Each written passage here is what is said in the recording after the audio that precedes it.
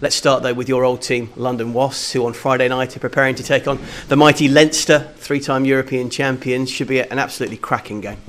Yeah, very much so. This is the business end of the European competition, and even though this is an all Amlin Challenge Cup tie, this would not look out of place in any of the competitions. These two teams have won 6 European trophies between them in recent years.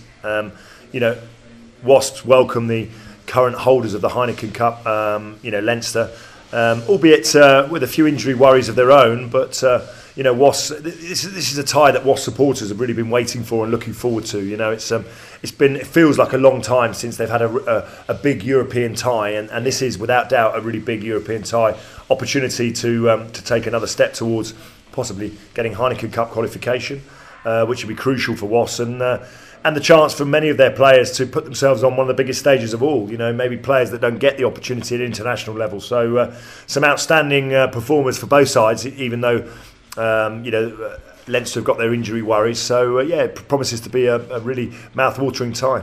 First up in terms of the Amlin quarter-finals, Lawrence, it's Gloucester up against Biarritz, who of course are the defending champions after they beat Toulon at the Stoop last May, and should be an absolutely cracking match. We look at all the Gloucester youngsters, the young England players that feature highly on the index, and also from Biarritz, again, some star-studded players, the Ashvilis, the Bullshaws, the Lakifas, the Lorrays. It's going to be another great game at Kingsholm.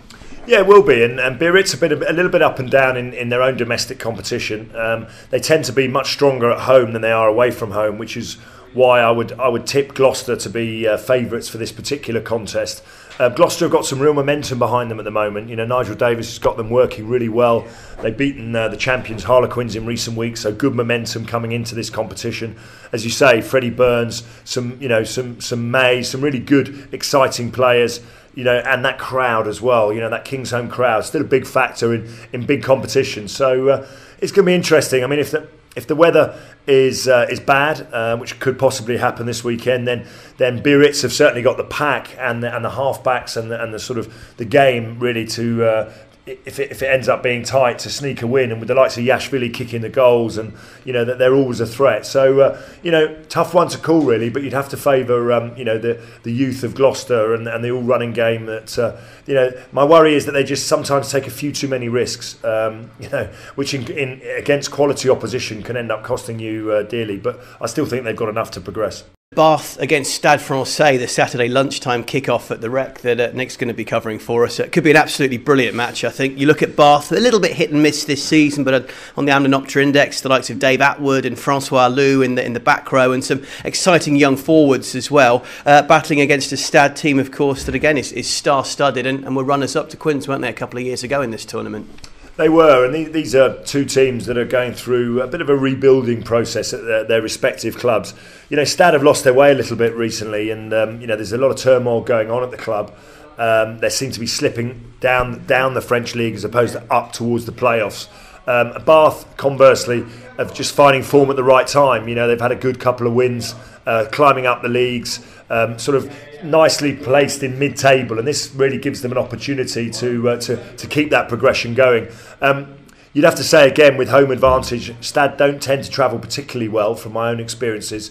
But what Bath will have to do with the likes of Francois Lowe is deal with the force that is Sergio Parisi. I think unluckily not named as Six Nations outstanding player of the tournament, and just that whatever Stade do in this game, he's going to be at the very heart of that. So I think if they stop him, in other words, if they stop that Stade forward pack and they give him no platform in which to play, then I think they have a very, very good chance of progressing. And as we know, Stephen Donald, one or two players leaving Bath at the end of the season, this would be a great opportunity for them to make their mark. So I'd expect again, possibly a narrow home win.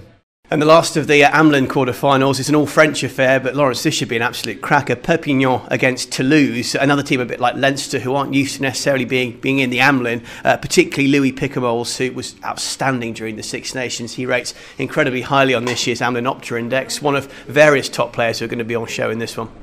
Yeah, very much so, and it'd be fascinating to see how the Galacticos of French rugby cope with the Amlin Challenge Cup. They're used to, as you say, the recent history in the Heineken Cup and against Perpignan. And these are teams that I think have recently met in the domestic competition. In fact, I think they met just recently, and Toulouse coming out on top. So it's going to be fascinating. Picamoles has been quite literally the pick of any of the forwards, not just the French, bragging rights here in the competition.